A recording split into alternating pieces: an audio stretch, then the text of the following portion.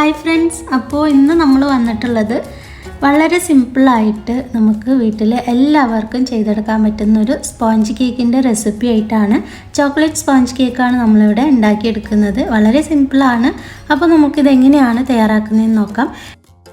അതിന് വേണ്ടിയിട്ട് നമ്മളൊരു മിക്സിയുടെ ജാറാണ് ആദ്യം എടുത്തിട്ടുള്ളത്. ഇതിലേക്ക് ഡ്രൈ ഇൻഗ്രീഡിയൻസ് ഒക്കെ നമുക്കൊന്ന് മിക്സ് ചെയ്തെടുക്കണം. അപ്പോൾ ഒരു കപ്പ് മൈദ നമ്മൾ എടുത്തിട്ടുണ്ട്. ഇതിലേക്ക് 2.5 ടേബിൾ സ്പൂൺ കൊക്കോ പൗഡറാണ് എടുത്തിട്ടുള്ളത്. നല്ല ഡാർക്ക് കൊക്കോ പൗഡർ ആയതുകൊണ്ടാണ് 2.5 ടേബിൾ സ്പൂൺ എടുത്തത് കേട്ടോ. ഇനി ഇതിലേക്ക് 1 ടീസ്പൂൺ ബേക്കിംഗ് സോഡ കൂടെ ചേർത്തിട്ട് നമുക്കിതൊന്ന് മിക്സ് ചെയ്തെടുക്കണം. ഒന്ന് കറക്കിയെടുത്താൽ മാത്രം മതി. ഇത് പ്രത്യേകിച്ച് നമ്മൾ അരിപ്പയിലിട്ടിട്ട് 3-4 പ്രാവശ്യം ഒന്നും അരിച്ചെടുക്കേണ്ട ആവശ്യമില്ല. അത് ഇത്ര മാത്രമേ ഉള്ളൂ. നമ്മുടെ ഡ്രൈ ഇൻഗ്രീഡിയൻസ് മിക്സായി കിട്ടിയിട്ടുണ്ട്. ഇനി നമ്മൾക്ക് ഇതൊരു അരിപ്പയിലേക്ക് മാറ്റാം. ഇത് അരിച്ചെടുക്കാൻ വേണ്ടിയിട്ടല്ല, നമ്മൾക്ക് മിക്സ് ചെയ്യുമ്പം നല്ല എളുപ്പത്തിന് വേണ്ടിയിട്ടാണ്. അപ്പോൾ ഇതിൽ ചെറിയ ചെറിയ കട്ടകളുണ്ടെങ്കിൽ അതൊക്കെ ഒന്ന് ഉടഞ്ഞും കിട്ടും നമ്മൾ മിക്സ് ചെയ്യുന്ന സമയത്ത് കേട്ടോ. ഇനി ഇതൊന്ന് മാറ്റി വെക്കാം. അടുത്തതായിട്ട് നമ്മൾ 1 കപ്പ് പഞ്ചസാര പൊടിച്ചത് നമ്മൾ ഈ കേക്കിലേക്ക് ആവശ്യമുണ്ട്. അതിന് വേണ്ടിയിട്ട് 3/4 കപ്പ് പഞ്ചസാര അതേ മിക്സിയുടെ ജാറിലിട്ടൊന്ന് പൊടിച്ചെടുക്കാം. അപ്പോൾ ഇതുപോലെ പൊടിച്ചെടുത്തിട്ടുണ്ട്. ഇനി ഇതും നമുക്ക് മാറ്റി വെക്കാം. ഇനി നമുക്കൊരു ബൗൾ എടുത്തിട്ട് നമുക്കിതിലേക്കൊരു 3 മുട്ട പൊട്ടിച്ചിട്ട് കൊടുക്കാം. ഇനി ഇത് നമുക്ക് നന്നായിട്ടൊന്ന് ബീറ്റ് ചെയ്തെടുക്കണം. ഞാനിവിടെ ഹാൻഡ് മിക്സറാണ് എടുത്തിട്ടുള്ളത്.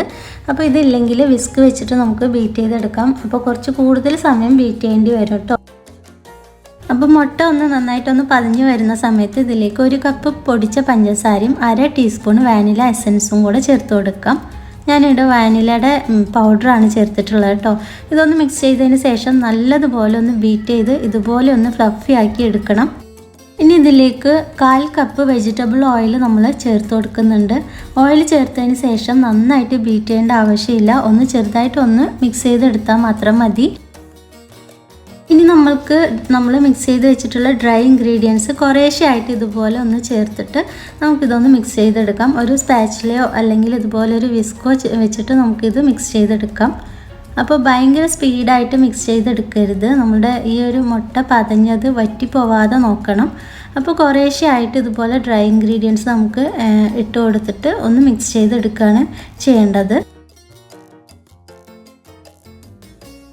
മുഴുവൻ ഡ്രൈ ഇൻഗ്രീഡിയൻസും നമ്മൾ ഇതുപോലെ കുറേശ്ശെ ചേർത്തിട്ട് വളരെ സാവധാനത്തിലാണ് മിക്സ് ചെയ്തെടുത്തിട്ടുള്ളത്. അപ്പോൾ വീഡിയോയിലായതുകൊണ്ട് കുറച്ച് ഫാസ്റ്റായിട്ട് കാണിക്കുന്നതേ ഉള്ളൂ കേട്ടോ. ഇനി ഇത് മിക്സ് ചെയ്തതിന് ശേഷം ഞാനൊരു സ്പാച്ചില ഉപയോഗിച്ചിട്ട് ഇതിൻ്റെ സൈഡിലുള്ളതെല്ലാം എടുത്തിട്ട് കട്ട് ആൻഡ് ഫോൾഡ് മെത്തേഡിൽ ഒന്നുകൂടെ മിക്സ് ചെയ്തെടുക്കുന്നുണ്ട്.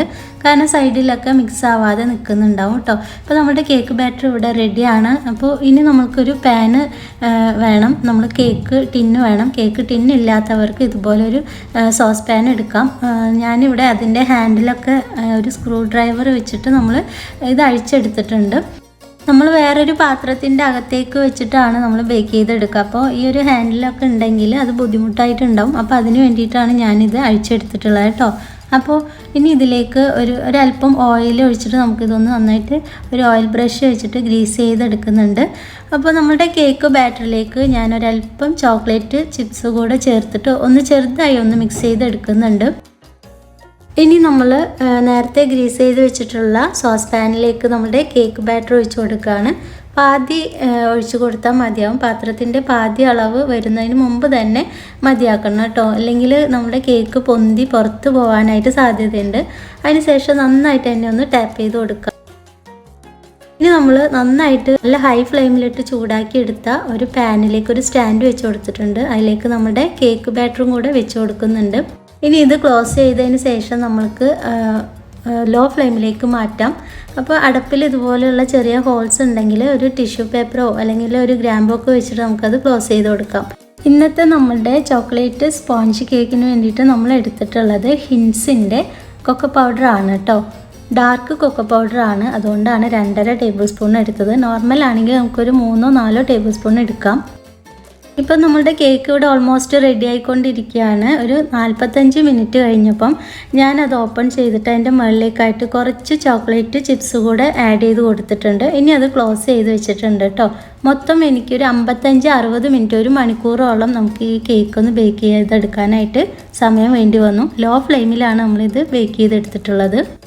ഇതിൻ്റെ സൈഡൊക്കെ ഓൾറെഡി വിട്ട് വന്നിട്ടുണ്ട്. എന്നാലും നമുക്കൊരു നൈഫ് വെച്ചിട്ടോ സ്പാച്ചില വെച്ചിട്ടോ ഒന്നുകൂടെ നമുക്ക് ഇതുപോലെ ഒന്ന് ആക്കിയെടുക്കാം. ഇനി നമുക്കൊരു പ്ലേറ്റ് വെച്ചിട്ട് ഇതൊന്ന് കമഴ്ത്തിയെടുക്കാം. നമ്മുടെ കേക്ക് നല്ല പെർഫെക്റ്റ് ആയിട്ട് വന്നിട്ടുണ്ട്.